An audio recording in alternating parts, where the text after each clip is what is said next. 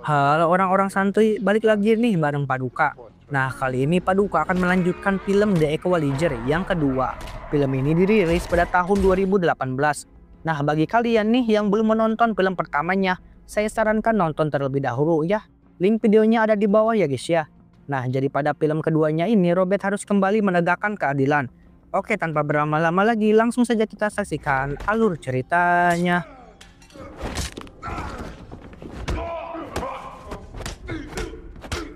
Film diawali di sebuah kereta yang menuju Turki, di mana di sana ada Robert yang sedang menjalankan misi, yaitu menyelamatkan seorang anak gadis yang kini sedang diculik oleh ayah kandungnya sendiri.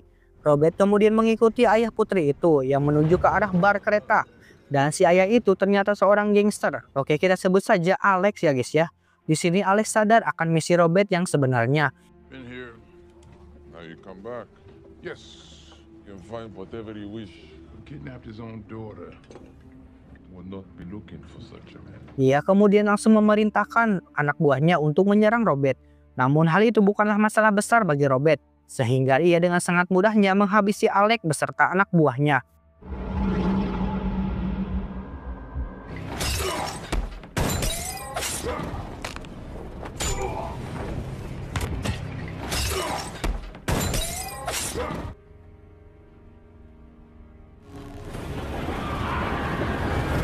Singkat cerita, setelah itu Robert membawa gadis kecil itu ke sebuah kantor pengacara di kota Boston.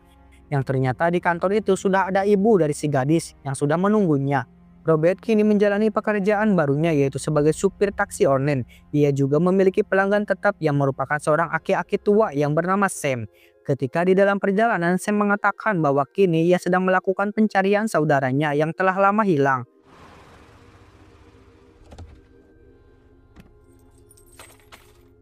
Sehabis bekerja, ia pulang ke apartemen barunya dan ia disapa oleh tetangganya yang bernama Fatimah. Di sisi lain, kita dibawa ke Belgia yang memperlihatkan seorang anggota agen di IA yang bernama Calbert baru saja pulang ke rumahnya. Ia mendapati istrinya disiksa oleh 3 orang pria yang bernama Randy, Ari, dan Kojek. Kemudian salah satu dari mereka membunuh istri Calbert tanpa alasan, lalu disusul dengan menembak Calbert melewati mulutnya. Adegan kembali ke Robert yang sedang narik taksi online. Ia mendapatkan orderan dari seorang pria dan menyuruhnya untuk mengantarkan pulang seorang wanita yang bernama Amy. Namun ketika di tengah jalan, Robert mendapati Amy yang sudah dibius dan dirudak paksa oleh pria tadi. Robert yang merasa iba, ia kemudian pergi ke rumah sakit untuk mengobati Amy. Setelah itu ia pergi ke apartemen pria sebelumnya. Dan di sana ia bertemu dengan beberapa pemuda yang telah mencabuli si Amy. Ia kemudian meminta mereka semua untuk tidak mengulangi perbuatan kejinya itu dan meminta mereka untuk meminta maaf kepada Amy. Namun dengan polontongnya para pemuda itu malah menantang Robert, sehingga inilah yang Robert lakukan.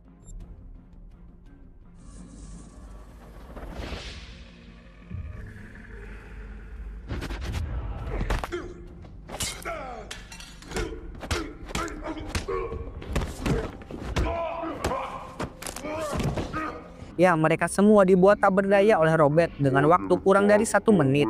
Ketika ia pulang ke rumah, Robert bertemu Susan yang ada di rumahnya. Setelah berbincang-bincang dan makan malam bersama, Robert mengantarkan Susan untuk pergi ke bandara. Nah, sebelum Susan ini pergi, Susan meminta Robert untuk kembali bekerja di DIA. Pada keesokan harinya, Robert melihat kebun bunga milik Fatimah yang telah dirusak dan dinding apartemen yang dicoret-coret vandalisme. Dan ya karena merasa iba, pada akhirnya Robert membantu menghapus coret-coretan tak berguna itu. Ia juga bertemu dengan tetangganya yang merupakan seorang remaja yang bernama Mike. Yang diketahui Mike sendiri adalah seorang mahasiswa seni. Dan karena ahli dalam hal melukis, Mike akhirnya menawarkan diri untuk mengecat ulang tembok ini. Dan ia meminta bayaran $250. 50's a little high. Di sisi lain kita diperlihatkan Susan yang sedang melakukan Zoom meeting bersama anggota DIA lainnya. Dalam rapat itu mereka membahas tentang pembunuhan Calbert beserta istrinya. Salah satu rekan Susan yang bernama Deb menyarankan Susan untuk datang ke Belgia guna menyelidiki secara langsung pembunuhan itu di TKP. Singkat cerita, Susan dan Deb sudah tiba di rumah Calbert beserta anggota intelijen lainnya dan juga ada tim Inapis. Ketika di sana, para penyelidik tidak menemukan bukti apapun yang membuktikan bahwa Calbert dibunuh, sehingga mereka berasumsi kalau Calbert sengaja membunuh istrinya karena ada masalah keluarga. Lalu setelah itu ia melakukan bundir. Namun Susan yang mengamati arah peluru yang menewaskan Calbert tak mengenai bingkai foto. Ia langsung pergi dari TKP. Ya seolah-olah ia sudah tahu siapa pelakunya. Beberapa saat kemudian setelah dari TKP, ia pergi ke kamar hotelnya. Namun ketika hendak menaiki lift bersama Deb, di sana ada dua orang pria yang sangat mencurigakan, yang langsung mencet tombol lantai 16. Tepat di lantai itu kamar Susan berada. Dan ya benar saja ketika Susan hendak masuk ke kamarnya, ia tiba-tiba diserang oleh kedua pria tadi yang berniat merampok harta milik Susan. Pada awalnya Susan bisa memberikan perlawanan, namun karena berbeda kekuatan akhirnya Susan berhasil dikalahkan. Sementara itu di sisi lain Robert yang sedang menemani Mike mengecat tembok, ia tiba-tiba ditelepon oleh Bruno, suaminya si Susan. Yang dalam telepon itu Bruno memberitahu Robert kalau Susan telah dibunuh. Mendengar semua itu, Robert bergegas pergi ke Washington DC untuk menghadiri acara pemakaman Susan. Namun ia duduk dulu di kejauhan sambil memantau situasi, karena para anggota DIA lainnya belum tahu Robert masih hidup, dan mereka semua menganggap Robert sudah mati.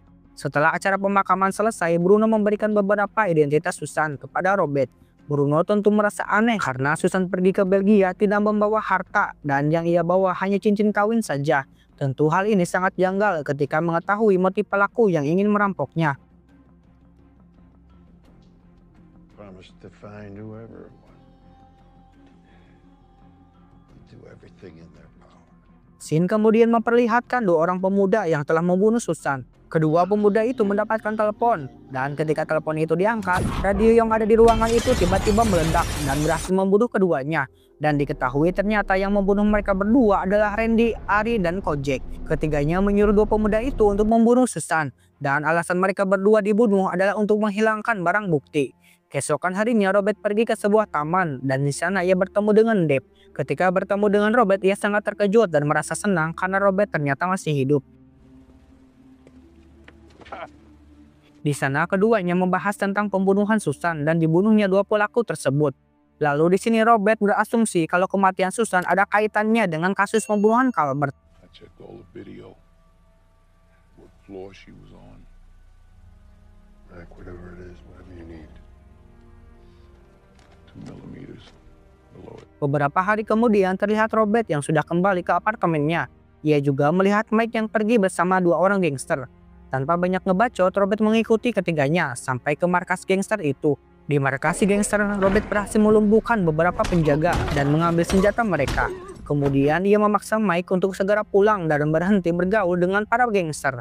You got a chance and I want to hear about your environment. Keesokan harinya ketika Robert sedang mengantarkan seorang penumpang yang ingin diantarkan ke bandara untuk menjemput putrinya, Robert yang melihat gelagat si pria itu, ia merasa curiga.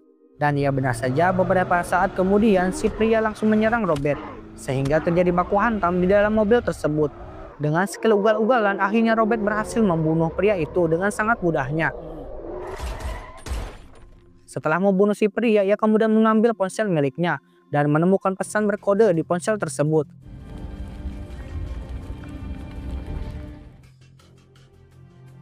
Di malam harinya Robert pergi ke rumah Deb dan ia disambut oleh istri dan kedua putri Deb. Nah, ketika keduanya sedang mengobrol, Robert memberitahu kalau ia berhasil mendapatkan informasi. Lalu ia juga menelepon si pengirim pesan berkode itu, yang ternyata pesan itu terhubung dengan HP milik Deb. Jadi di sini Robert sudah mengetahui dalang dari pembunuhan Calvert dan Susan adalah Deb beserta ketiga rekannya, yaitu Randy, Ari, dan Kojak. Di sini juga diketahui kalau keempatnya adalah murid sekaligus rekan ketika Robert masih bekerja sebagai anggota di IA. Di sini Deb menjelaskan kalau ketika Robert dinyatakan mati dalam ledakan bom beberapa tahun lalu, ia beserta ketiga rekannya terpaksa harus melakukan bisnis haram demi uang yang harus menewaskan Calvert. Namun ketika Susan menyelidiki kasus pembunuhan Calvert dan akhirnya memutuskan untuk membunuh Susan karena ia tahu Susan cepat atau lambat akan menemukan pelakunya, Deb juga mengajak Robert keluar untuk menemui Ari, Randy, dan Kojak.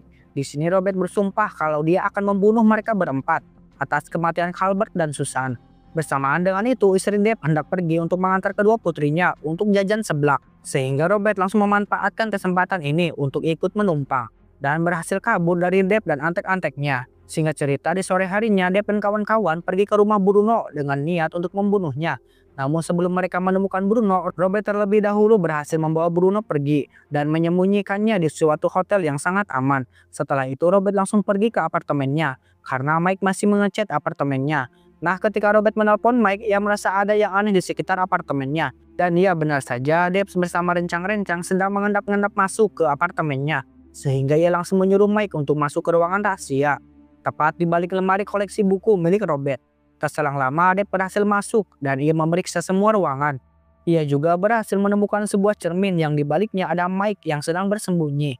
Ketika Deb hendak menembak cermin itu, ia tiba-tiba mendapatkan telepon dari Robert yang mengatakan kalau dirinya tidak ada di apartemen itu. It's a mistake to go to war with us, McCall. You know where I'll be. Ketika ia sedang rebahan, ia teringat suatu tempat, yaitu pantai. Dan ia sadar kalau Robert pasti ada di kampung halamannya yang tepat di dekat pantai. Dan kampung itu sedang diterpa badai angin. Nah, di saat Deb dan rekan-rekan pergi, Mike langsung keluar dari ruangan rahasia itu. Namun ketika ia hendak keluar dari apartemen Robert, ternyata si Deb dan lainnya masih ada di sana. Sehingga ia berhasil ditangkap oleh Deb.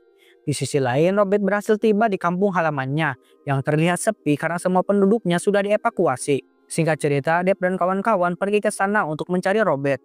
Deb yang seorang penembak jitu, ia langsung naik ke atas menara untuk mencari Robert. Sedangkan ketiga temannya berpencar untuk mencari Robert di bawah. Dalam penyisiran itu, Kojak masuk ke dalam sebuah gudang. Nah, di saat lengah, Kojak langsung ditikam oleh Robert dengan menggunakan sebuah tombak. Beberapa saat kemudian, Ari menemukan Kojak yang sudah tewas. Ia kemudian mengecek area sekitar dan menemukan banyak sekali foto Susan di dinding.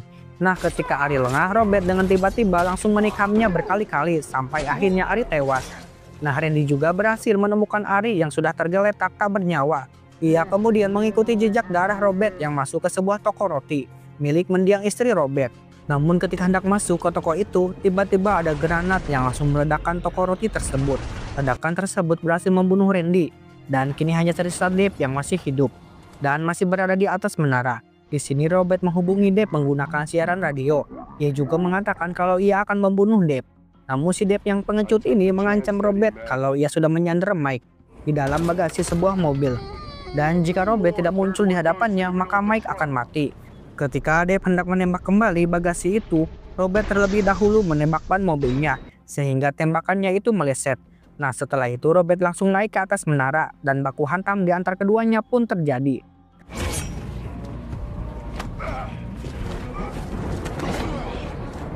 Dalam baku hantam itu, Robert berhasil membunuh Deb dengan menusukkan pisau ke tubuhnya. Dan ia juga menjatuhkan Deb yang masih sekarat ke lautan. Nah, setelah itu Robert membebaskan Mike dari dalam bagasi dan mengobati lukanya si Mike. Singkat cerita, beberapa hari kemudian Mike kembali bersekolah. Dan Fatima dibuat kagum ketika melihat lukisan dinding yang dibuat oleh Mike.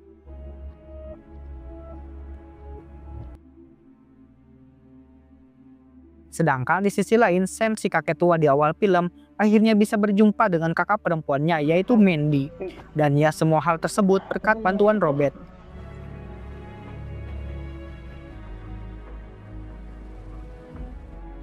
Dan film pun bersambung.